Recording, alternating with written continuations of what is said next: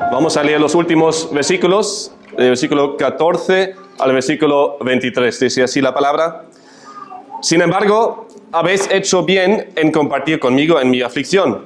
Y vosotros mismos también sabéis, filipenses, que al comienzo de la predicación del Evangelio, después que partí de Macedonia, ninguna iglesia compartió conmigo en cuestión de dar y recibir, sino vosotros solos. Porque aún a Tesalónica enviasteis dádivas más de una vez para mis necesidades. No es que busque la dádiva en sí, sino que busco fruto que aumente en vuestra cuenta.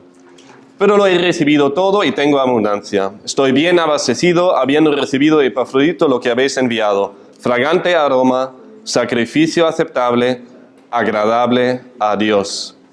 Y mi Dios proveerá a todas vuestras necesidades conforme a sus riquezas en gloria en Cristo Jesús. A nuestro Dios y Padre sea la gloria por los siglos de los siglos. Amén. Saludad a todos los santos en Cristo Jesús. Los hermanos que están conmigo os saludan. Todos los santos os saludan, especialmente los de la casa de César. La gracia del Señor Jesucristo sea con vuestro espíritu. Hemos llegado al último párrafo de la carta a los filipenses y en esta carta hemos visto muchas cosas, entre otro el amor y la preocupación por parte de los filipenses hacia el Evangelio y hacia Pablo. Y también vimos cómo Pablo habló de lo que no hicieron bien. Permitieron que una disputa entre dos hermanas ponía en peligro la tan importante unidad en la iglesia. Esa iglesia descuidaba a preservar la unidad en Cristo. Y eso era alarmante y por eso también les escribió. Si hacemos un bosquejo muy general, se podría decir que en el primer capítulo Pablo les alaba por su amor e informa de su situación personal, o más bien de cómo va la propagación del Evangelio, porque habla más del Evangelio que de sí mismo. Para, a partir de capítulo 1, versículo 27, exhortarles en diferentes áreas, aunque casi todo relacionado con preservar la unidad en Cristo. Las exhortaciones van hasta el capítulo 4, versículo 9, y a partir del capítulo 4, versículo 10, vuelve a cómo empezó la carta, alabándoles por lo que hicieron bien. Así termina la carta como empezó, alabándoles y animándoles por lo que Dios hace en y por medio de ellos. Y es una vez más el amor de los filipenses hacia el Evangelio y Pablo, que aquí destaca y se muestra en su generosidad. La iglesia de Filipos realmente era una iglesia bondadosa. Y en el texto de hoy veremos 4 frutos de una ofrenda sacrificada que dan gloria a Dios. Empezamos ya con el primer fruto, que es la gratitud. Lo vemos en el versículo 14, dice: Sin embargo, habéis hecho bien en compartir conmigo en mi aflicción. Como vimos en el último sermón, Pablo les ha explicado bien claro que su contentamiento se encuentra únicamente, solamente en Cristo mismo y no en sus circunstancias. Él sabe estar contento, satisfecho, bien en Cristo, teniendo mucho o poco.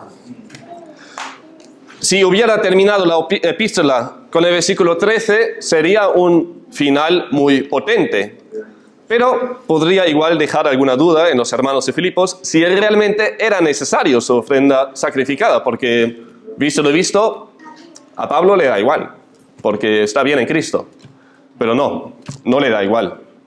Es verdad, él estaba satisfecho en Cristo, no dependía de que mejoren sus circunstancias, pero para quitarles esa posible duda, Pablo añade lo que Hemos leído, comenzando en el versículo 14, con decir, sin embargo, es decir, aunque yo no necesito nada más que a Cristo para ser satisfecho y contento, habéis hecho bien en compartir conmigo en mi aflicción. Y de esa manera les deja claro que su satisfacción en Cristo no tiene nada que ver con su gratitud por la ofrenda de sus queridos hermanos. Todo lo contrario.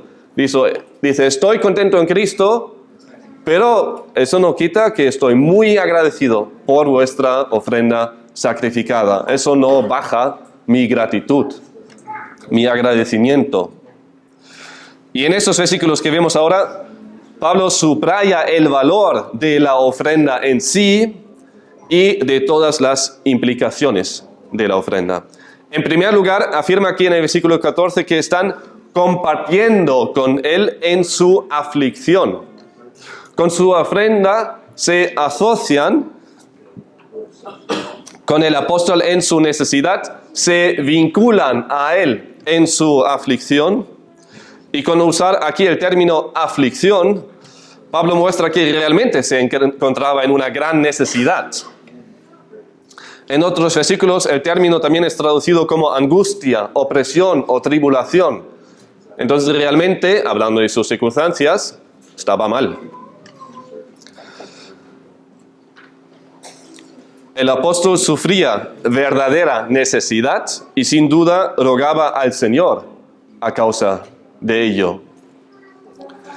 La ofrenda por parte de la iglesia en Filipos fue mucho más que un mero apoyo para Pablo. Fue realmente una participación en sus necesidades. La carga pesada de su necesidad económica fue quitada por medio de la intervención de sus hermanos, lo cual le deja con una gratitud profunda hacia sus hermanos, como también lo vimos en el último sermón. Ahora Pablo estaba librado de esa carga. Dios le ha respondido a sus oraciones con haber movido a los hermanos de Filipos a compartir la necesidad del apóstol por medio de dar de lo suyo para sacarle de su miseria financiera. Y de esa manera han mostrado su fe y su amor fraternal. Tal como lo ilustra Santiago en Santiago 2, los versículos 15 a 16,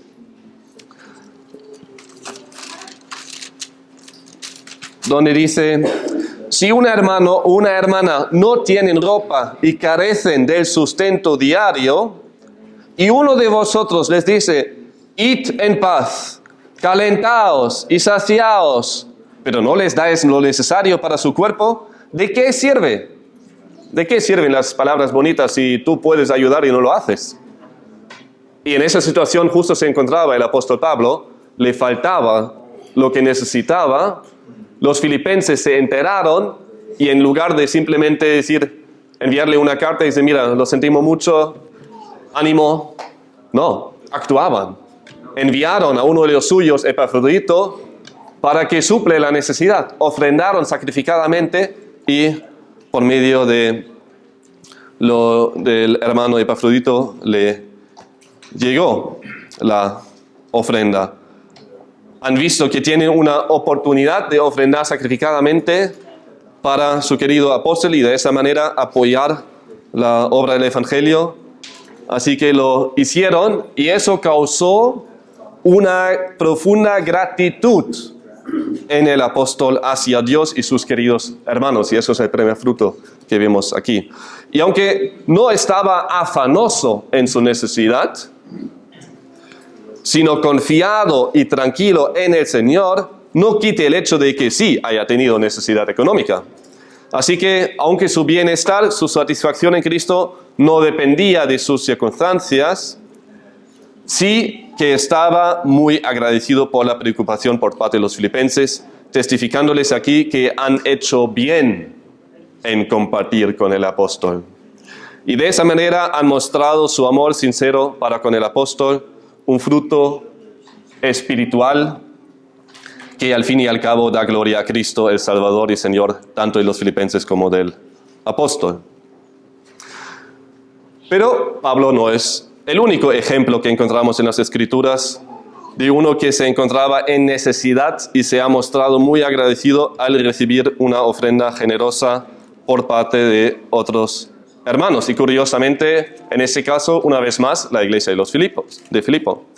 En 2 Corintios 9, Pablo nos habla de la iglesia de Jerusalén, que tras recibir la ofrenda de la iglesia en Filipos y otras iglesias de la misma zona, Macedonia, se mostraron muy agradecidos. En 2 Corintios 9:12 leemos: porque la administración de ese servicio no solo suple con plenitud lo que falta a los santos, ahí en Jerusalén, sino que también sobreabunda a través de muchas acciones de gracias a Dios. Ahí vemos el mismo fruto que produjo una ofrenda sacrificada en otro momento. Ahí una iglesia entera abunde en muchas acciones de gracias a Dios. Y eso es algo que han logrado, para decirlo de esa manera, los filipenses por medio de su ofrenda, tanto en Pablo como en la iglesia de Jerusalén, en los hermanos allí. La aplicación de este punto es sencilla. Ofrenda sacrificada y generosamente porque el hermano o la iglesia que lo recibe en su necesidad va a dar gracias a Dios.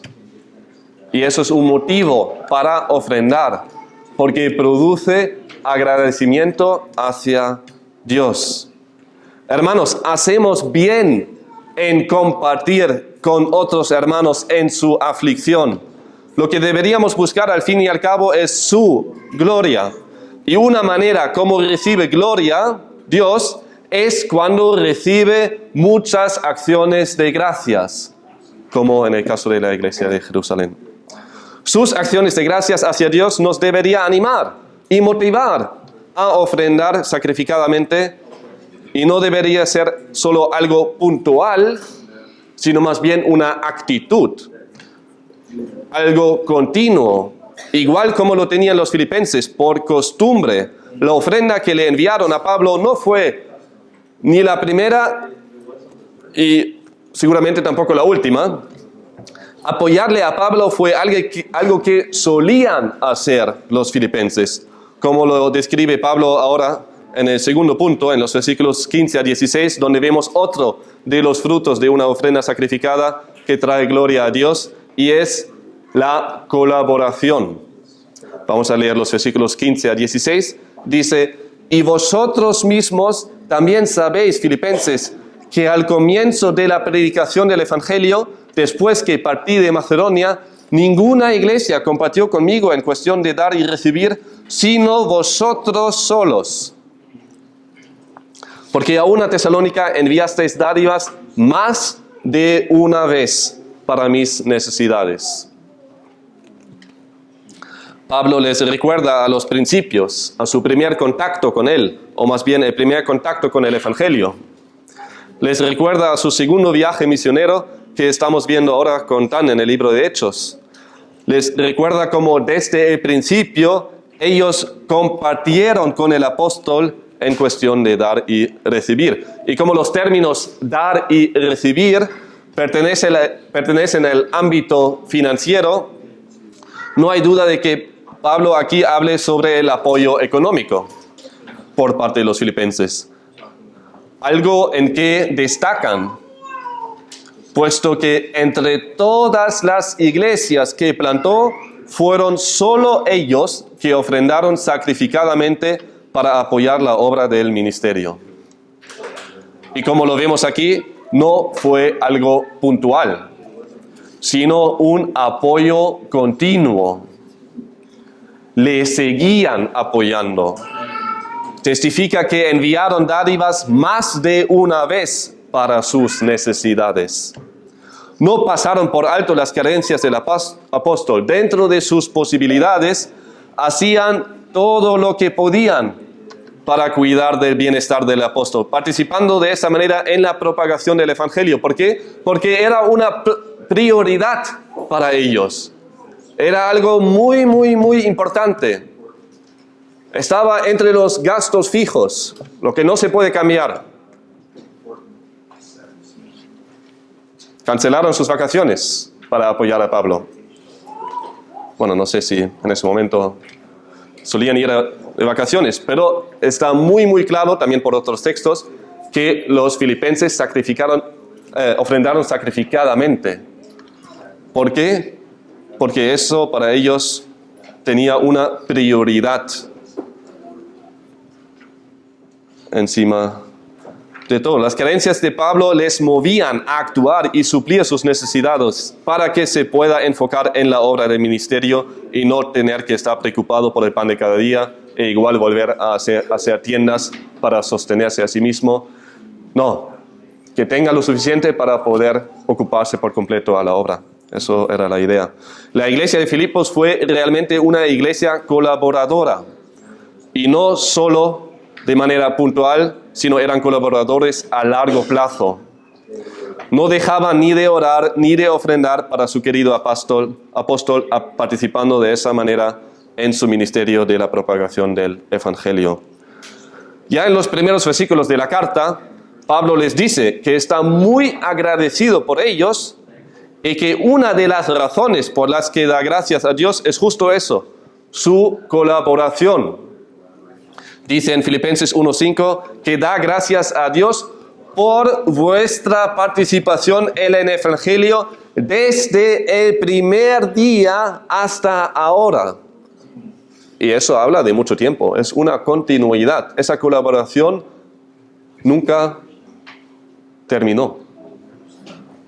La iglesia de Filipos destacó entre las demás iglesias justo por ello, su preocupación y colaboración para con Pablo, sirviéndole en lo que hacía falta, orando y ofrendando sacrificadamente. Y eso desde el primer día hasta la redacción de la carta y seguramente más allá. Él podía contar con ellos, sus colaboradores. Y eso le fue de muchísimo ánimo en el ministerio, saber que ahí hay una iglesia que me ama, que ama el Evangelio, que ama a Cristo y muestran su amor porque se preocupan por el Evangelio y por ende por mí. Y eso le daba ánimo a seguir adelante. El amor mostrado por esa ofrenda sacrificada fue de mucho ánimo para Pablo porque podía contar con ellos. Eran sus colaboradores. Ellos colaboraron con él por dos razones, porque amaban el Evangelio y porque amaban a Pablo. Si amas el Evangelio, quieres que se expanda. Y aunque hay 1000 buenas cosas por las cuales uno podría ofrendar, hay niños, hay familias que sufren hambre, hay gente muy enferma que no pueden ser tratados por falta de recursos, hay mucha gente en pobreza y necesidad, y no quiero decir que sea malo ofrendar para ello. Para nada, todo lo contrario. Si ves que puedes, hazlo. Pero ¿sabéis qué necesidad hay por encima de todas? La necesidad espiritual.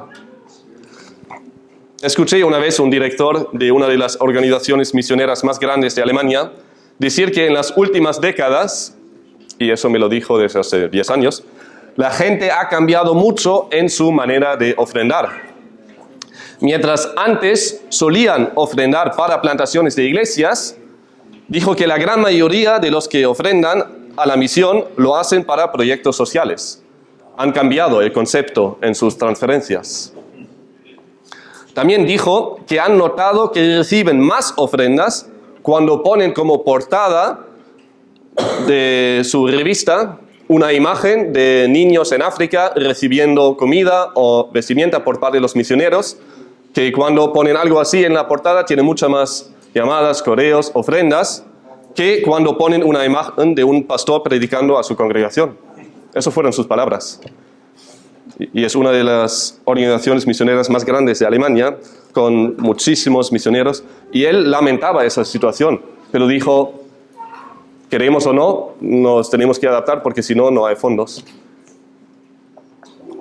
Y dijo que también es la dura realidad que mucha gente ya no ven la necesidad de apoyar a la expansión del Evangelio por medio de plantaciones de iglesias, sino que les importa mucho más ofrendar para necesidades terrenales, y como resultados seguía explicando que hay misioneros que tuvieron que volver a su país porque ya no recibieron las ofrendas necesarias para poder llegar al fin del mes y seguir pastoreando la pequeña congregación ahí donde estaban.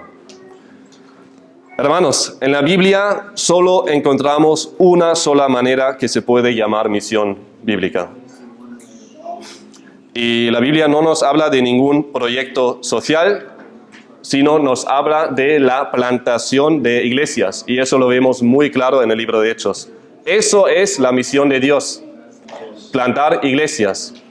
Si quieres apoyar lo mejor, lo principal de todo, apoyas a la plantación de iglesias, porque eso es la necesidad principal. La misión bíblica se enfoca en las necesidades espirituales, sin ignorar las demás necesidades.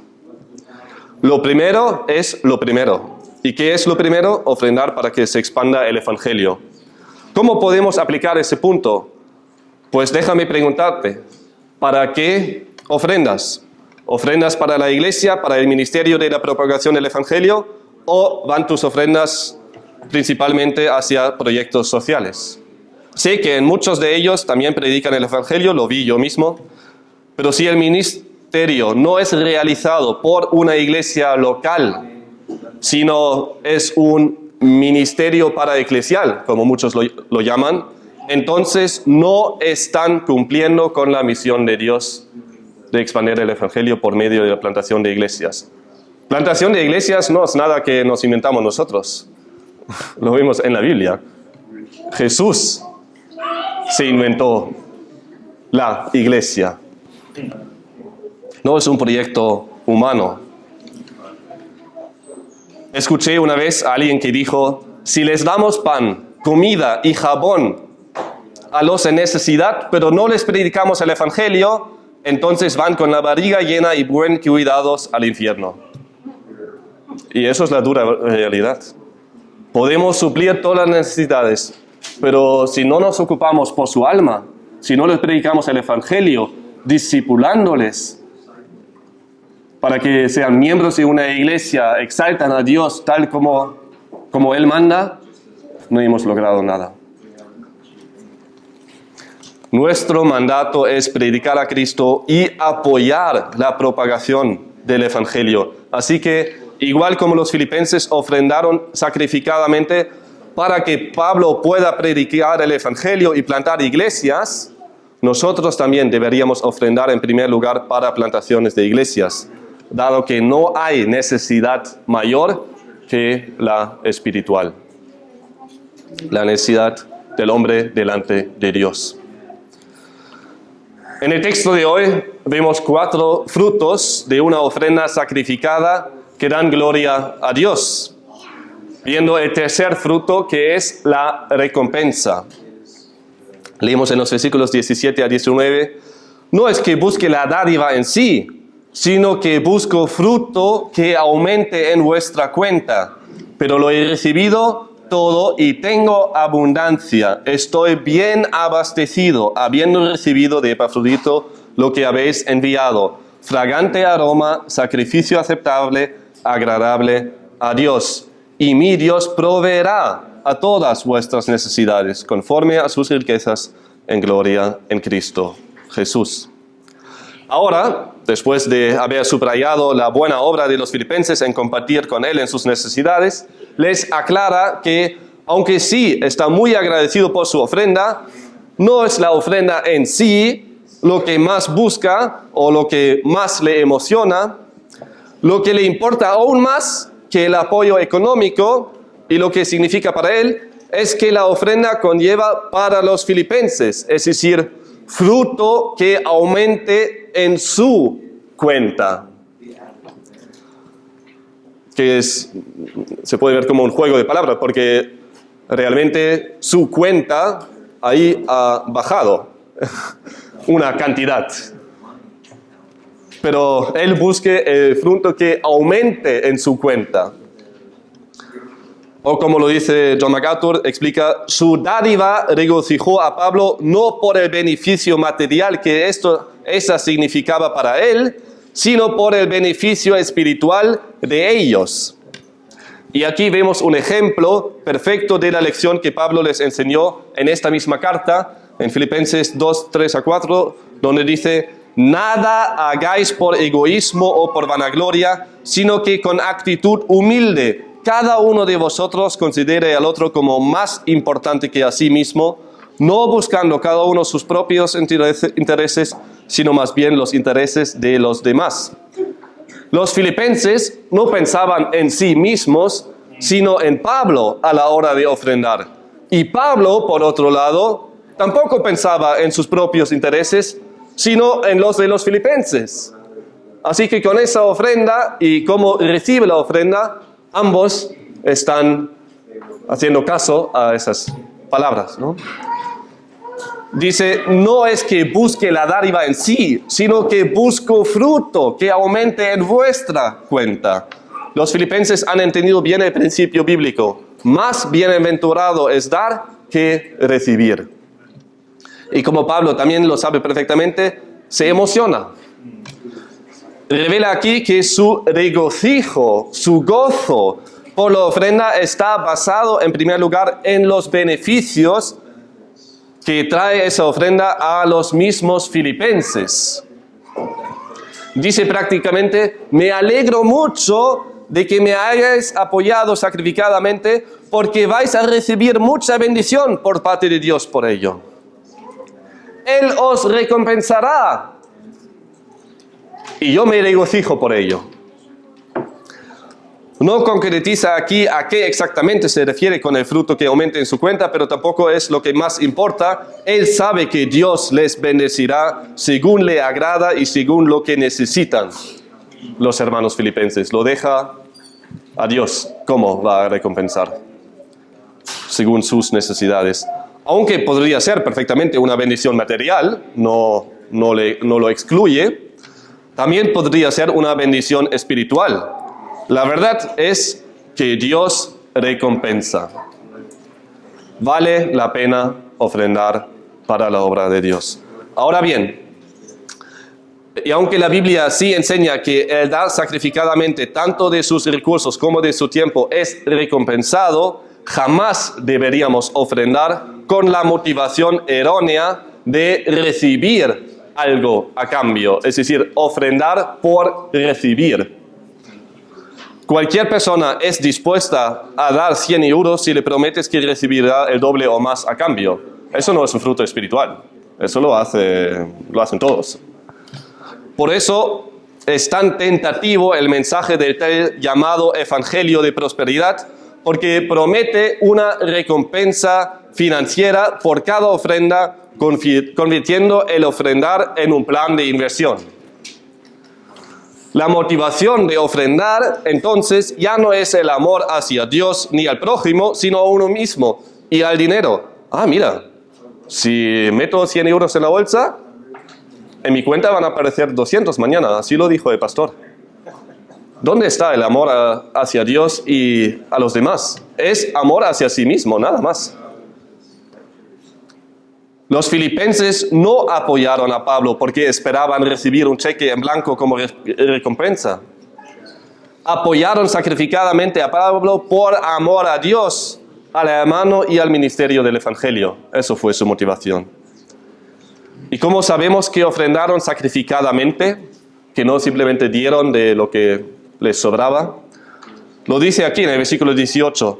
Pero lo he recibido todo y tengo abundancia, estoy bien abastecido, habiendo recibido de Epafrodito lo que habéis enviado, fragante aroma, sacrificio aceptable, agradable a Dios. La ofrenda le llegó a Pablo en un momento donde sufría necesidad. No tenía nada. Sin embargo, ahora con la ofrenda tiene abundancia.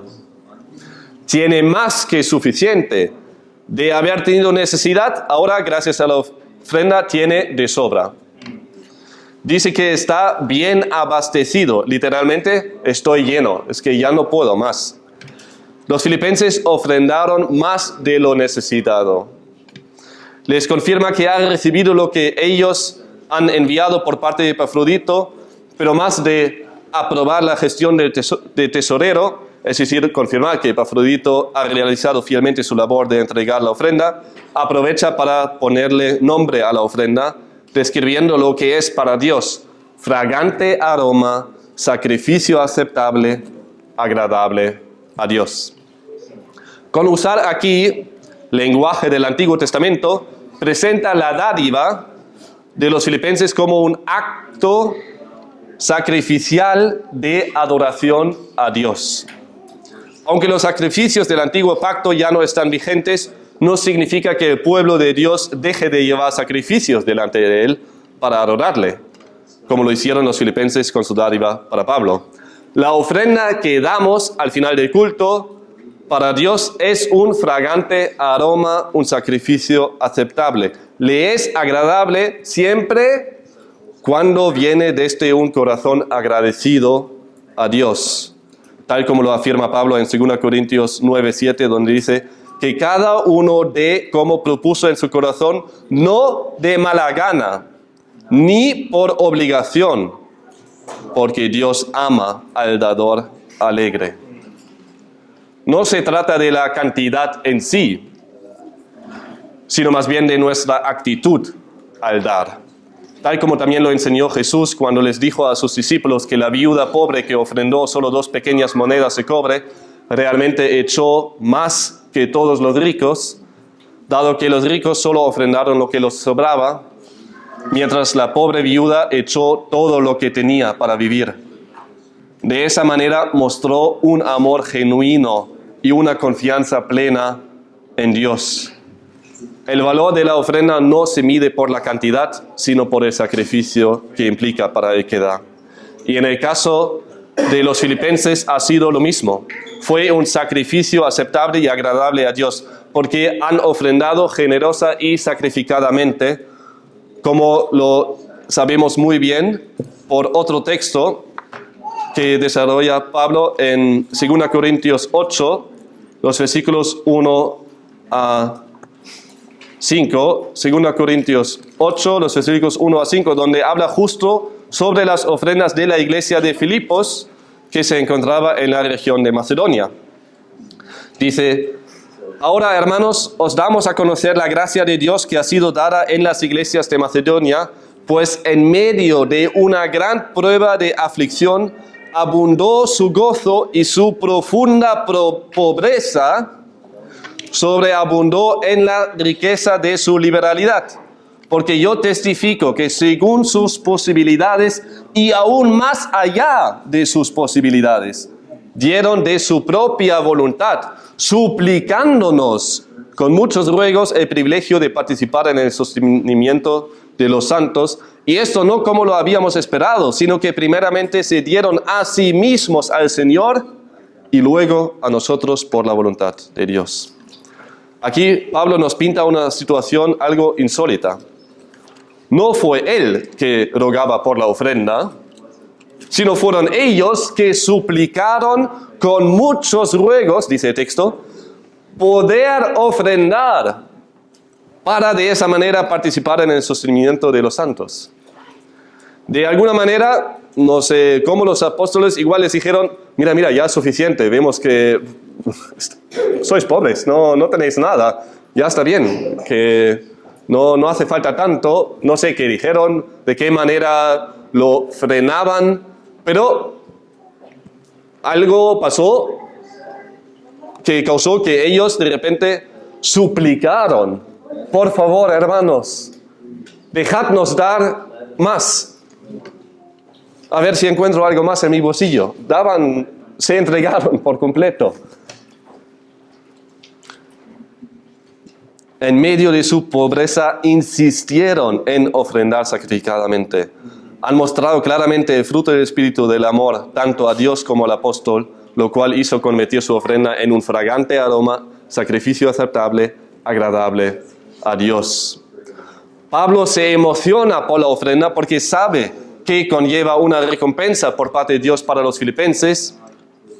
Ellos pueden estar tranquilos y confiados en Dios, porque tal como Pablo le dice aquí en el versículo 19, y mi Dios proveerá a todas vuestras necesidades conforme a sus riquezas en gloria en Cristo Jesús. Igual como Pablo mismo confiaba plenamente en la provisión del Señor y de que Él se ocupará a proveer para las necesidades del apóstol, los filipenses igualmente pueden confiar en Dios, que también proveerá para todas sus necesidades. Dios sabe de las carencias de los suyos y provee plenamente. Es una verdad que la Biblia afirma rotundamente y algo que muchos de los que estamos aquí lo hemos experimentado más de una vez. Él provee conforme, según sus riquezas, su abundancia en la gloria en Cristo Jesús. Con lo cual describe el alcance de la provisión de Dios para las necesidades de los filipenses. No se limita solamente a lo material, sino va mucho más allá. Subraya el hecho de que en Cristo es realmente donde tenemos todo lo que realmente necesitamos. Mientras lo que nosotros a menudo calificamos como carencia, en los ojos de Dios, que lo sabe mucho mejor, no es lo que realmente necesitamos. Puede ser que nosotros lo vemos como una necesidad, como ayer mi hija me dijo, necesito eso. Y le dijo, bueno, no lo necesitas, lo quieres, pero no lo necesitas, no es una necesidad. A menudo vemos algo como una necesidad, que es simplemente algo que queremos. Pero Dios sabe lo que realmente necesitamos y a la vez sabe perfectamente que igual es algo que nosotros a menudo no vemos, sobre todo si estamos enfocados en las necesidades materiales y no en las necesidades espirituales. Como bien hemos podido ver, en el caso de Pablo, fue necesario que aprenda a estar contento en Cristo, tanto en escasez como en prosperidad. ¿Acaso Dios no cuidaba del apóstol cuando se encontraba en necesidad? Ahí se olvidó del apóstol, dijo, ay, se me pasó, ahora no tienes nada. No. Nunca dejó de cuidar y proveer para Pablo ni para sus demás hijos. Él cuida de cada uno de los suyos y proveerá para todas nuestras necesidades reales en Cristo. Dios nos llama a ofrendar mientras Él se ocupa de nuestras necesidades. Me gustaría llamar al escenario de nuevo a la pobre viuda que en su pobreza dio solo unas pocas monedas, pero fue todo lo que tenía. ¿Y qué mostró con esa ofrenda? Una confianza completa en Dios. Ella, sin decir nada, con ese acto dijo, Dios provee. Él cuida de mí. Mi confianza no está en mis 2 moneditas, sino en Dios. Y de esa manera nos sirve de ilustración perfecta aquí. Ella ofrendó sacrificadamente porque sabía que Dios cuida de ella y que Él recompensará. ¿Ofrendamos nosotros sacrificadamente mostrando de esa manera una confianza en Dios o solo damos de lo que nos sobra? Dios recompensa de una u otra manera nuestra ofrenda sacrificada. Él cuida de los suyos. ¿Cómo ofrendamos muestra nuestra confianza en Él? Hermanos, ofrendamos sacrificadamente porque sabemos que Dios cuida de nosotros. Él recompensa. Llegamos al último de los 4 frutos de una ofrenda sacrificada que dan gloria a Dios, y es la doxología que vemos en el versículo 20 y adelante. Dice, a nuestro Dios y Padre sea la gloria por los siglos de los siglos. Amén. Saludad a todos los santos en Cristo Jesús. Los hermanos que están conmigo os saludan. Todos los santos os saludan, especialmente los de la casa de César. La gracia del Señor Jesucristo sea con vuestro espíritu. Llegamos al epílogo, a los últimos versículos, al cierre de la carta. Y como es común en muchas de las cartas de Pablo, aquí también termina con una doxología, es decir, una alabanza a Dios y unos saludos. Y es bien apropiado que termine con una alabanza a Dios, porque es la respuesta adecuada ante todas las verdades que hemos podido ver en esta carta, más la respuesta adecuada en este contexto específico, es decir, a la hora de hablar sobre la ofrenda por parte de los filipenses. Gracias a vosotros, pero la gloria para Dios. Al fin y al cabo, toda la gloria y honra le pertenecen a Dios, y solo a Dios. Sí, Pablo estaba agradecido a los hermanos por su ofrenda, sus oraciones y su cuidado, pero sobre todo le da las gracias y la honra a Dios. La alabanza a Dios que vemos aquí, la afirmación de que la gloria, la adoración y la honra le pertenecen a Él para siempre, es una respuesta genuina por parte de Pablo y el cierre apropiada de una carta inspirada por Dios mismo. Después de este cierre final, que nos apunta a todos al único y verdadero Dios, que es digno de ser alabado y adorado por toda la eternidad, Pablo añade como postdata unos saludos. Realmente termina cuando dice amén y después es como una postdata. Mira, no quiero terminar la carta sin mandar los saludos que tengo que mandar. Dice, saludad a todos los santos en Cristo Jesús, los hermanos que están conmigo os saludan. Todos los santos os saludan, especialmente los de la casa de César. La gracia del Señor Jesucristo sea con vuestro espíritu. Lo que destaca aquí es que Pablo usa aquí el término santos para hablar tanto de los filipenses como también de todos los demás creyentes. Delante de Dios, cada creyente, cada hijo suyo, cada uno que es salvo por medio de la obra redentora de Cristo en la cruz, es un santo. Punto. Hoy en día, mucha gente tiene una idea confusa sobre los que son santos. Yo he escuchado gente decir, pues yo no soy un santo. Bueno, si lo dice uno que no conoce a Cristo, amén a ello. Efectivamente, no eres un santo. Tienes toda la razón. Sin embargo, los que somos en Cristo, los que somos redimidos, sí somos santos. Y somos llamados a vivir de manera coherente a nuestra identidad. No nos hace santo lo que hacemos, sino nos hizo santo lo que hizo Cristo cuando nos salvó. Cuando un pecador se arrepiente delante de Cristo, le confiesa sus pecados y cree en Él como Salvador y Señor de su vida, entonces recibe el Espíritu Santo y se convierte en un santo delante de Dios. A partir de ahí es llamado a vivir según su nueva identidad delante de Dios y sus hermanos, los demás santos. Y aunque no son nuestras obras que nos hacen santos, uno que es santo va a vivir de una manera que le agrada a Dios, va a producir va a realizar esas obras. Va a crecer en su odio hacia el pecado y su amor hacia Cristo. Igual como no existen los veganos no practicantes, tampoco existen los santos no practicantes. ¿Eres tú un santo? ¿Has sido redimido por Cristo? ¿Vives según la voluntad de Dios? Si no es así, entonces eres como un traidor delante del Rey. Uno que es condenado a muerte porque no reconoce ni se somete al único y verdadero Rey. ¿Y qué es lo único adecuado que debería hacer un traidor que se encuentra delante del Rey? Suplir por su vida.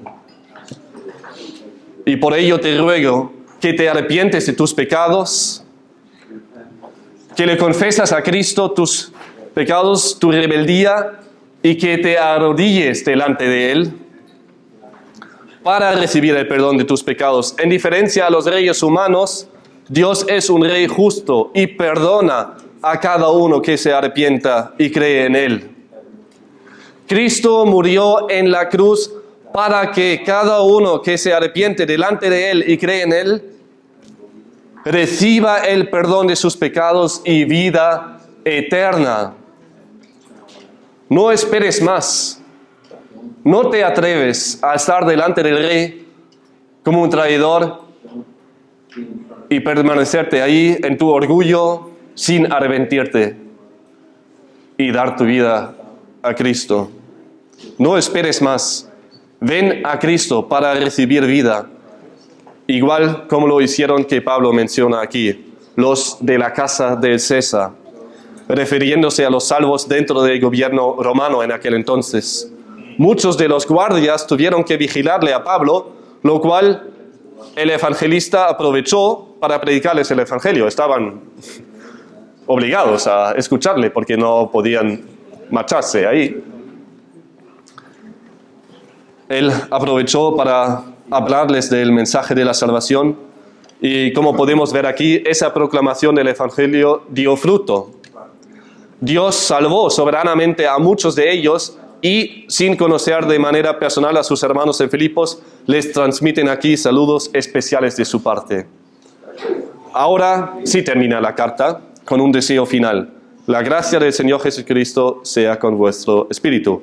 Pablo aquí termina la carta como la empezó, deseándoles a sus hermanos gracia por parte de Jesucristo. Dice en Filipenses 1, versículo 2, gracia a vosotros y paz de parte de Dios nuestro Padre y del Señor Jesucristo, para acabar con la gracia del Señor Jesucristo sea con vuestro espíritu. Terminamos como empezamos, con la gracia del Señor. Necesitamos el favor inmerecido que nos ha traído a la redención y que nos guarde hasta el final. La salvación desde el principio al fin es la gracia de Cristo, no nuestra obra. Uno de los grandes compositores del siglo XVII y XVIII fue Georg Friedrich Händel. En su artículo de Wikipedia se dice que es considerado una de las figuras cumbre de la historia de la música, especialmente la barroca, y uno de los más influyentes compositores de la música occidental y universal. Puede ser, no entiendo mucho de la música. Y aunque es impresionante para los músicos, hay algo que es mucho más importante que sus logros musicales. Y es que Händel solía firmar sus partituras con las letras S, D, G.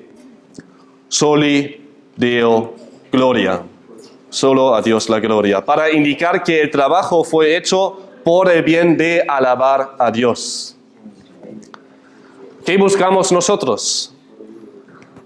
Lo que más nos debería importar es la gloria de Dios en todo.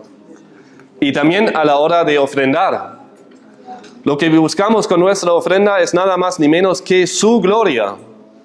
No queremos ofrendar para que los demás nos vean como una persona generosa, ni tampoco para tranquilizar nuestra conciencia.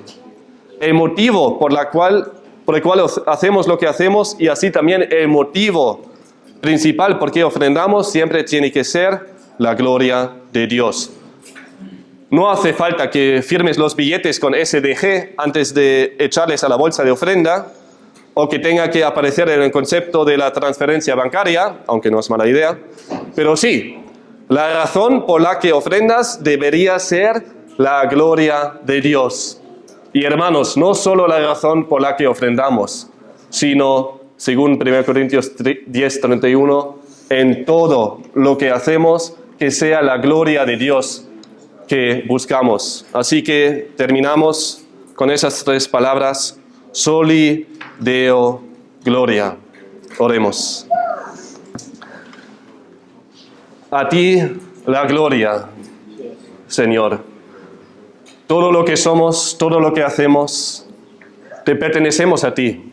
Queremos alabar tu santo nombre, y todo lo que hacemos queremos hacer según tu palabra, y también queremos ofrendar sacrificadamente buscando tu gloria. Te pedimos que obres en nosotros, que nos ayudes a ver, si ofrendamos igual con motivos erróneos. Y te pedimos que nos ayudes a ver si pecamos, incluso a la hora de ofrendar o no ofrendar. Y que demos sacrificadamente, que ofrendamos sacrificadamente para buscar tu gloria y para poder ver esos frutos que vimos hoy en el texto. Por favor, Señor, obra en nosotros para que sea tu nombre glorificado en todo. Eso es lo que buscamos y eso es lo que pedimos en el nombre de tu Hijo Jesús. Amén.